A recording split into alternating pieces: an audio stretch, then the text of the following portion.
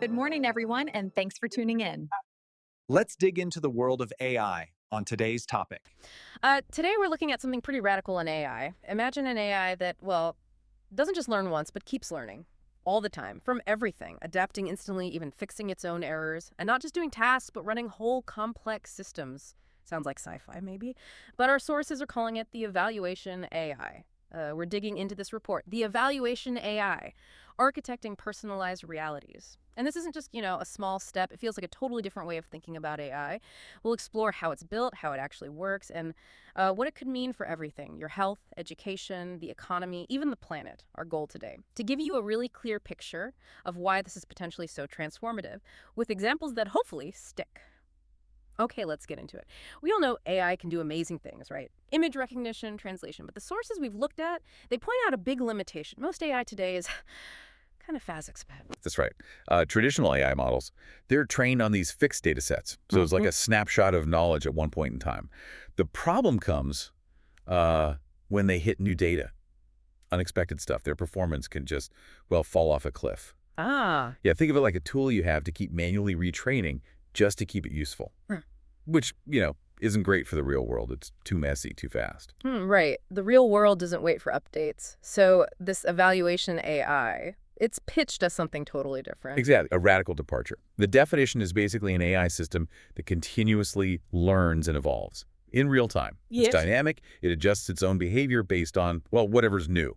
New data, changes in the environment, even how you interact with it. Oh, okay, but how does it do that? That sounds like the key question. It is. And unlike the older models, Huh. our sources say the evaluation AI is, get this, a self-modifying entity. Self-modifying. Right. Meaning it can actually adapt its own internal structure, its rules, Mhm. its logic. It's designed to handle things the original programmers just couldn't have predicted. It's less static design, more fluid evolution. Wow. Okay. And this changes its whole role then. Absolutely. Yeah. It shifts AI from just doing one specific thing, like classifying that image, Uh-huh. to orchestrating an entire ongoing process. Like what kind of processes? Well, the sources give examples like managing a student's whole education path, or a patient's chronic disease over years, or even, say, managing a country's energy grid. So the human role changes too. Big time. You Wow. move from being an operator, just, pushing buttons, to being a strategist, setting goals, guiding the overall direction. Okay, this sounds powerful. But it's not magic, right? There are principles behind it. No, definitely not magic. It's Yeah. built on four core attributes, according to our sources. The first one is continuous learning. Continuous learning. Right. It's always processing new information. Yeah. Live data streams, feedback loops, no need for manual supervision. It just keeps finding new patterns, refining its models. Mm. Nonstop. Okay, makes sense. And linked to that, you mentioned real-time adaptability. Exactly. It can tweak its own algorithms Mhm. like the moment things change. It often uses stuff like reinforcement learning, where it gets instant feedback on its actions So it reacts immediately. instantly. No waiting for the next update cycle. Got it. What's next? Autonomous self-correction. And this is a big one. It goes way beyond just learning. How so? It means the AI can actually spot its own mistakes, Yeah. figure out why it failed, and then, on its own, try a different approach. It reflects on its failures. Kind of, yeah. Mhm. The sources mention this idea of verbal reinforcement. Basically, feedback about errors gets turned into like a text summary: what went wrong, why. And the AI reads this. It processes it, yeah. Yeah. Reflects, updates its strategy, almost like how we learn from an incident report. It can even change its own definition of success based on new context. That's called meta-learning. Meta-learning. Okay. And the last attribute. Context-aware intelligence. Yeah. This is about understanding the why. Not just the numbers, but the meaning. Meaning like The tone. urgency. Exactly. Yeah. And the broader impact on humans.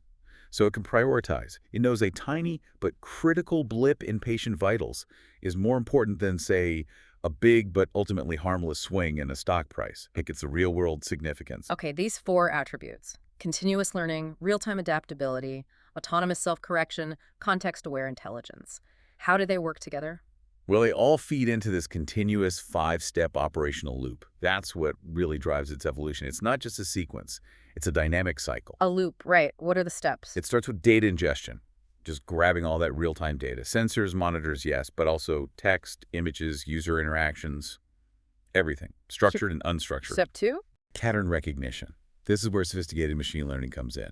Sifting through all that data, finding the trends, the anomalies, the hidden connections, seeing the signal in the noise. Then it decides what to do. Pretty much. Step 3 is autonomous decision-making. Based on those patterns, it decides on actions or makes recommendations to hit a goal.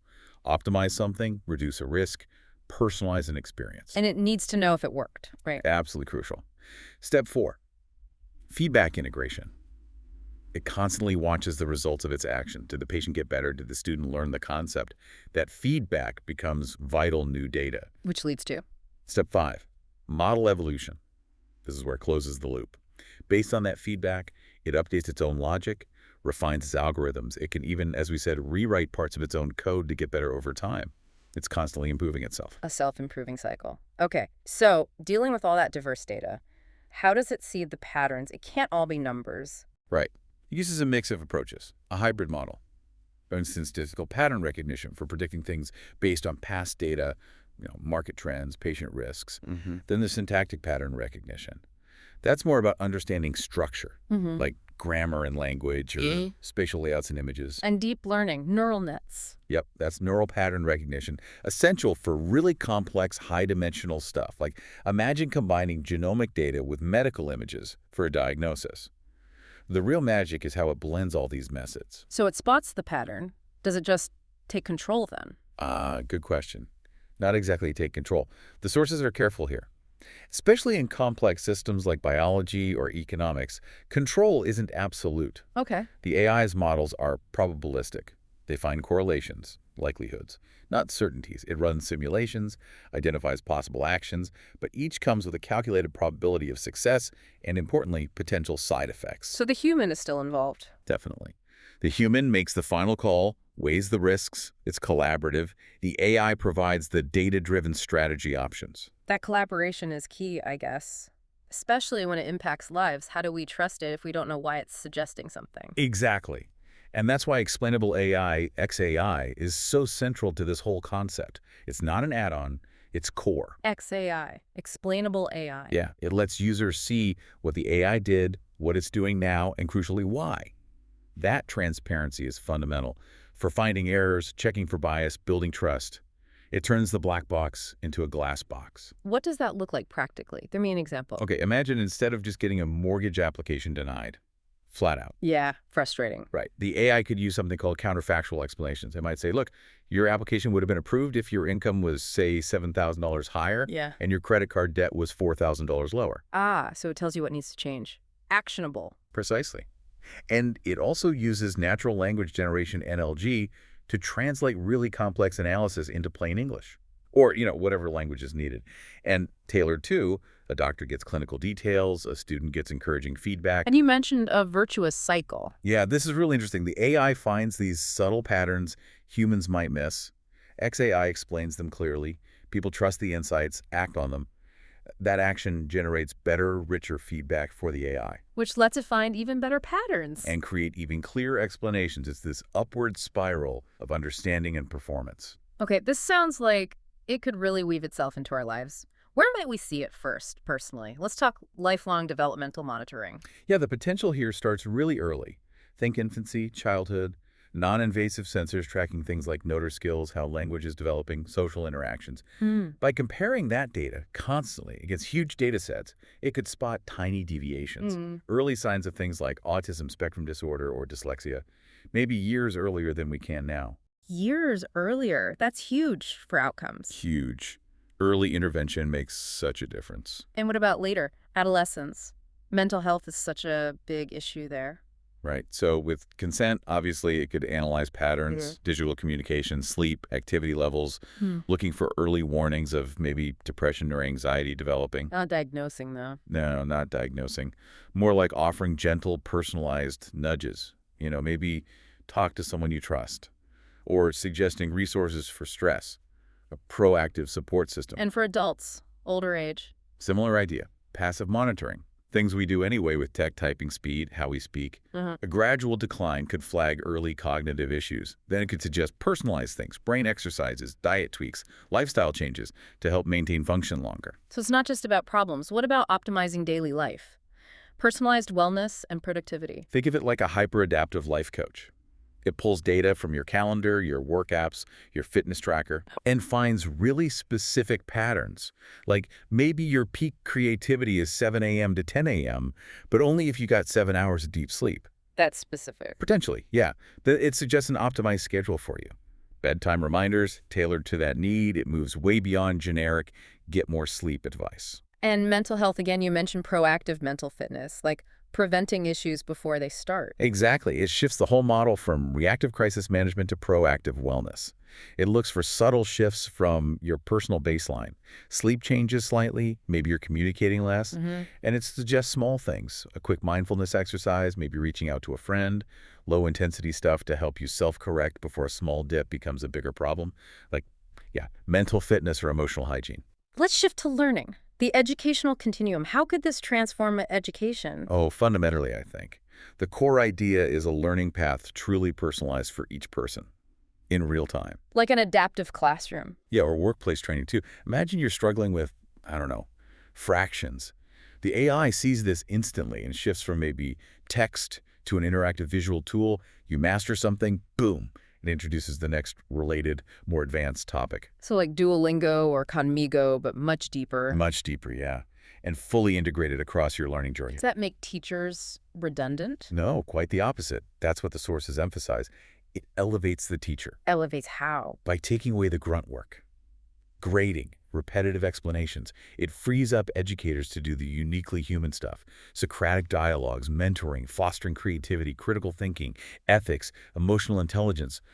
Things AI can't teach. So the AI is an assistant. A powerful assistant. It gives teachers dashboards, uses XAI to explain why a student is struggling or excelling, letting the teacher intervene in really targeted, high-impact ways.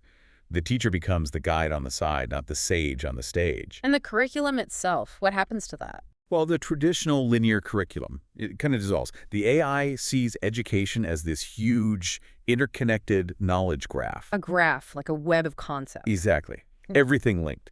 And the AI charts the best path through that web for you based on how you learn, what interests you, what your goals are. It's like a personalized GPS for knowledge. Okay, let's move from mind to body, the biological blueprint.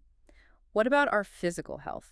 This is where it gets really, really interesting. We talked about moving from occasional checkups to dynamic health monitoring, a continuous stream of data. From wearables, implants. Right. And with that rich, constant data, the AI can go beyond simple alerts. It could do sophisticated predictive analytics, spotting subtle physiological signatures that show up before a major event. Before, like predicting a heart attack? Potentially days or weeks before, yeah. Or a septic shock. Identifying patterns that precede the crisis, allowing for intervention before it happens. True proactive care. And you mentioned genetics earlier, precision medicine. Yes. The real power surge comes when you combine that real-time physiological data with your unique genetic and molecular profile. Your omics data. Omics. And genomics, proteomics, metabolomics. Basically, the complete picture of your biological molecules and how they're interacting. This lets the AI build a high-fidelity digital twin of your biology. A digital twin of me, what does that do? It enables incredibly precise, personalized medicine. Things like pharmacogenomics, predicting exactly how you will respond to a drug based on your genes, avoiding bad reactions. Okay. Personalized therapeutics tailoring treatments, maybe for cancer, to the specific molecular fingerprint of your disease, not just the general type. Wow. And genetic risk mitigation. If you have a predisposition to something, it designs preventative strategies just for you, specific diet changes, targeted screening schedules. It basically blurs the line between prevention and treatment into one continuous optimization of your health system. This is incredible at the individual level, but it scales up, right? Yeah. To society. Oh, absolutely. If we zoom out to the societal fabric, think about predictive economic forecasting. Better than we have now. Potentially much better. It wouldn't just use the usual financial data, the lagging indicators. It would integrate vast amounts of unstructured data. Like what? Analyzing millions of news reports, social media trends using NLP, even satellite images to, say, track factory output or shipping movements in real time, giving much more accurate, granular, timely forecasts of GDP, inflation, market shifts. Okay, economics. What about public opinion? Could it replace poll? Maybe supplement or transform them. For dynamic public opinion analysis, imagine it analyzing the constant stream of online discussion forums, social media, news comments. It could create this detailed live map of public sentiment, segmented by region, demographic, whatever, potentially leading to much more responsive governance. That sounds powerful, but the sources called it a double-edged sword. They did, and it's a crucial point. While transparency is a potential benefit, the same tools could be used for hyper-persuasive, micro-targeted political messaging. Targeting individuals. Exactly. Exploiting cognitive biases, potentially manipulating opinion, deepening those filter bubbles and polarization we already see. And this constant, instant feedback loop, it could challenge the stability needed for thoughtful democratic deliberation. It's a serious consideration. Definitely. Okay, let's scale up even further to the planetary system, environment, nature. Yeah, the potential impact here is fascinating. Think advanced climate modeling. How is it advanced? It could synthesize data from decades of satellite images, millions of sensors, historical records, finding subtle, long-range correlations that current models might miss, leading to much more precise regional predictions, sea level rise, extreme weather patterns, biodiversity impacts, crucial for planning how to adapt. And monitoring what's happening now. Like a planetary nervous system. Yeah. Real-time environmental monitoring, using satellites, drones, sensors to detect illegal logging almost as it happens, pinpoint pollution sources, track endangered animal movements. Could it help us manage resources better, build a sustainable economy? That's a key application. Optimizing complex smart grids to handle more renewables efficiently. Powering precision agriculture using water, fertilizer, pesticides only where and when needed. Minimizing waste and runoff. Analyzing global supply chains to find ways to slash carbon emissions. And you mentioned a digital twin of a person. Could we have one for the Earth? That's the ultimate vision described in the sources, yes. A global-scale digital twin of the Earth's environment. A simulation of the planet. A dynamic, interactive one. It will let scientists and policymakers run complex what-if scenarios, test the likely impacts of a policy or an environmental change before implementing it, see the cascading effects across systems. Imagine the foresight that gives us. Okay, looking ahead, this kind of AI doesn't just change what AI is, it changes what's possible, what new technologies and vocations might emerge. The sources get quite creative here. Think bio-integrated sensors, maybe tiny things that adhere to skin or are safely implanted, giving that continuous health data stream. Or neural adaptive learning interfaces, using non-invasive tech like EEG to sense your cognitive load while you're learning and adjusting the pace or style in real time. Adapting to my brainwaves. Essentially, yeah. Yeah. And even things like augmented reality glasses offering discrete, real-time coaching on social cues for someone with social anxiety, analyzing facial expressions, tone of voice nearby, offering gentle prompts. That's amazing. And jobs. Does this mean mass unemployment? The sources argue no, not necessarily unemployment, but definitely a massive restructuring of the job market. Many current jobs might change or disappear, but new ones will absolutely emerge. Like what? Roles needing a blend of tech understanding, strategy, and human skills. Things like an AI system ethicist or auditor are crucial for fairness. A personalized experience curator helping people set goals for their AI. A dynamic system strategist interpreting the complex AI insights for leaders. And human AI interaction designers making the collaboration smooth and effective.